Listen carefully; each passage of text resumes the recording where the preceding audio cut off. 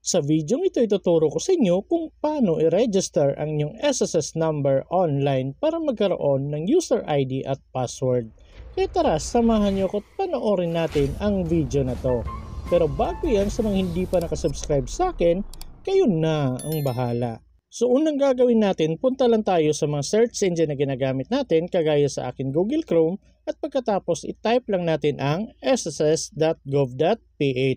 At may makikita na po tayong ganito, hanapin at i-click lang natin ang create a my.sss account or login. At dahil sa meron na tayong SSS number at gusto nating i-register ito online para makagawa tayo ng user ID at password, i-click lang natin tong create account. And then may makikita po tayong ganito. So dito may pagpipilian kayo, member, regular employer, household employer, at coverage and collection partner. So sa atin, i-click natin itong member. And then mapupunta na tayo dito sa member registration. So dito kailangan ninyong mag-register na. So unahin natin itong choose registration preference. So i-click natin ito.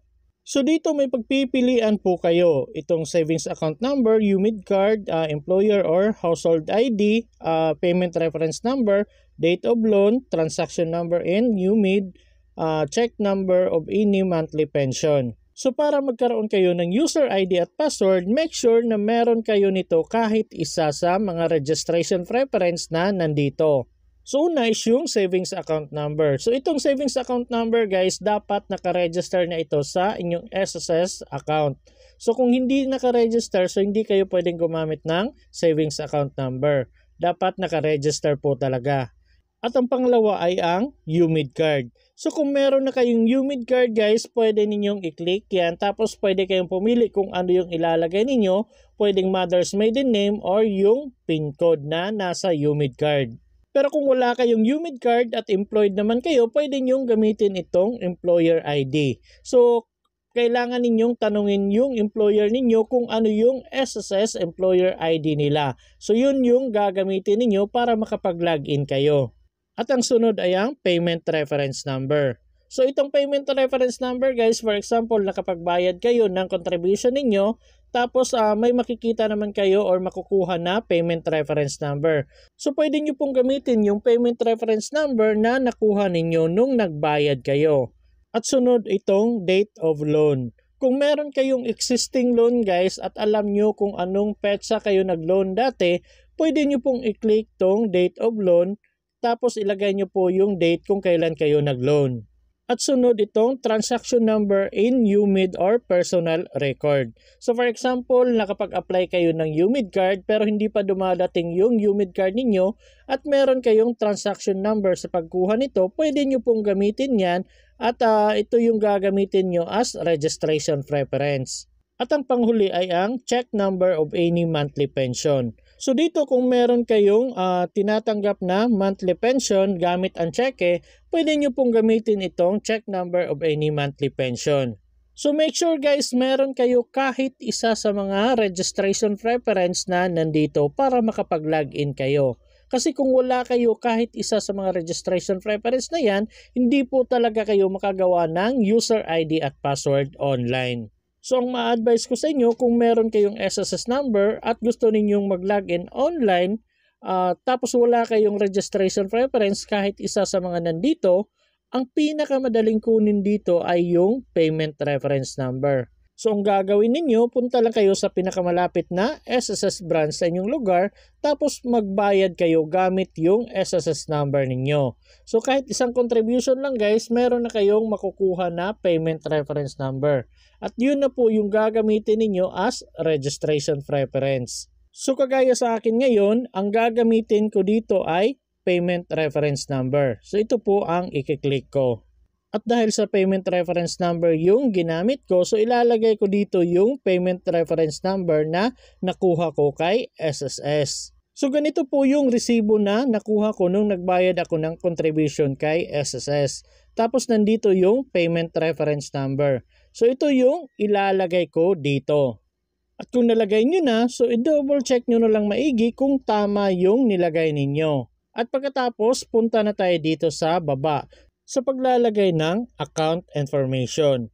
So dito ilagay nyo po yung CRN or SSS number ninyo.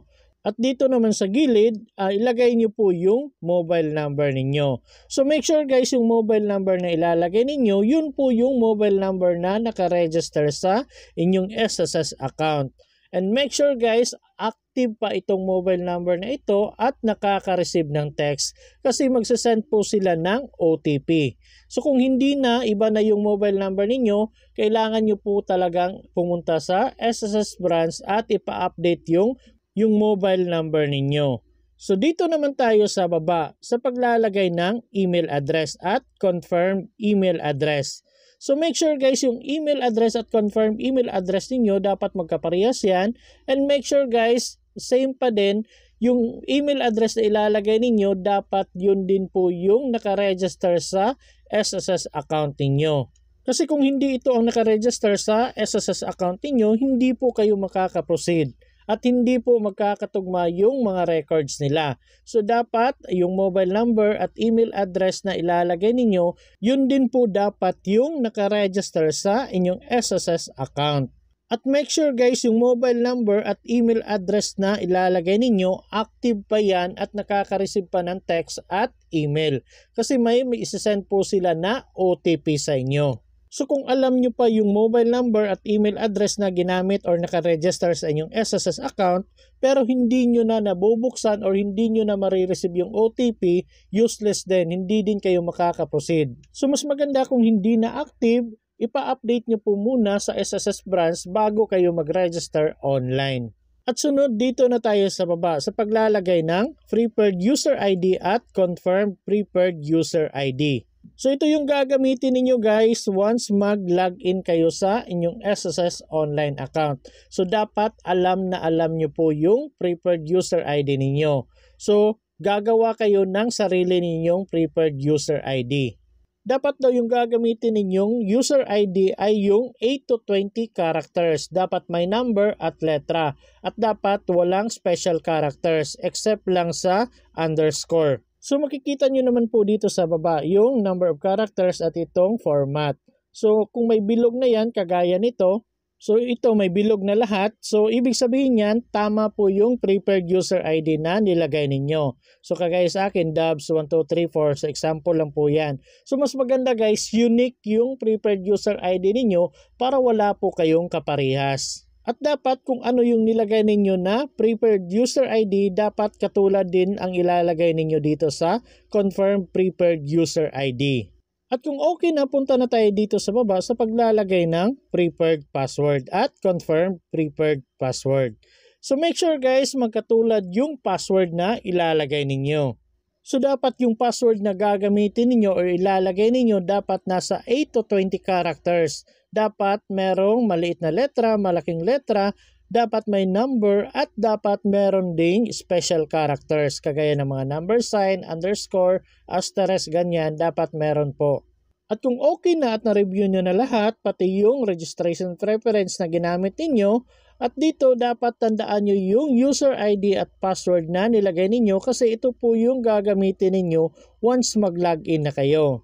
At kung wala namang mali at tama naman lahat, i-click nyo na po itong next. At kung pagka-click ninyo ng next at ganito yung lumabas guys, may makikita kayong pula sa taas na hindi daw magkaparehas yung cellphone number or mobile number na nilagay ninyo compare sa mobile number na nakaregister sa inyong SSS account. So kagaya ng sabi ko kanina, dapat magkatulad talaga yung mobile number na nakaregister sa inyong account at yung mobile number na ilalagay ninyo dito. At kung pagka-click ninyo ng next at ganito yung makikita ninyo, ibig sabihin yan, baka wala pa kayong hulog kay SSS kaya hindi kayo makaka-proceed. Or kung meron kayong hulog pero hindi pa posted yung hinulog ninyo, kaya hindi kayo makaka-proceed. So kung nagbayad na kayo, antayin nyo na maging posted yung binayad ninyo para maka-proceed na kayo at makagawa kayo ng user ID at password. Pero kung wala pa talaga kayong hulog, kailangan nyo talagang maghulog para makaregister sa SSS Online. Pero kung pagka-click ninyo ng next at nakaproceed kayo, napunta kayo dito sa step dito sa paglalagay ng personal information, ilagay nyo na lang po dito yung last name ninyo, yung given name at middle name. So make sure po hindi magkakabaliktad ang pagkakalagay ng last name, given name at middle name. At kung meron naman kayong extension name kagaya ng junior, senior, the third, the fourth, ganyan, ilagay nyo na lang po dito sa extension name. At dito sa baba, ilagay nyo po yung date of birth ninyo. So make sure guys, tama yung date of birth ninyo para hindi po kayo magkakaproblema. At kung okay na, punta na tayo dito sa baba sa paglalagay ng mailing address information. So kung nakikita ninyo, may room number, unit number, house lot or block number, street, subdivision. So dito guys, kung ano lang yung meron sa address ninyo, yun lang yung lagyan ninyo. So for example, walang unit number or building name yung tinitirhan ninyo, walang house or block number, walang street, wag nyo na pong lagyan yan. Kung ano lang yung meron sa address ninyo, yun lang po yung ilalagay ninyo. At kung okay na dyan, punta na tayo dito sa baba sa pagpili ng saan province kayo, kung nasa Metro Manila ba or nasa province. So kagaya sa akin, nasa province, so ito yung i-click ko. After that, may makikita na kayong ganito. So dito, unahin yung i-select yung province. So i-click nyo po ito. Pagkatapos yung maklik yan at nakapili na kayo kung saang province kayo, dito naman kayo sa city or municipality. Pagkatapos nakaselect na kayo, dito naman kayo sa barangay. After nyo maselect itong barangay, automatic pong malalagay itong postal code ninyo. So no need na pong lagyan yan kasi pag naselect nyo yung province, city and municipality and barangay, automatic na pong lalabas ang postal code. At kung okay na, dito naman tayo sa foreign address information. So ito guys, hindi na kailangang fill upan to kung nasa Pilipinas lang kayo. Pero kung nasa ibang bansa kayo, pwede nyo pong fill upan ito dito. At kung okay na lahat guys, nalagay nyo yung personal information ninyo at yung mailing address, i-click nyo na po itong next. At pagkatapos mapupunta na po kayo dito sa step 3.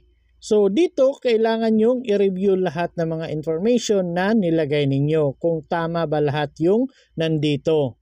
So make sure guys, tama lahat at walang mali yung mga information na nakalagay dito. At kung okay na kayo dyan, pwede nyo na pong i-click tong box katabi ng I accept para ma-checkan. At kung okay na, i-click nyo na po itong create account. At pagkatapos mapupunta na tayo dito sa paglalagay ng OTP. Kasi nag-send na po sila ng one-time PIN sa cellphone number na nilagay ninyo.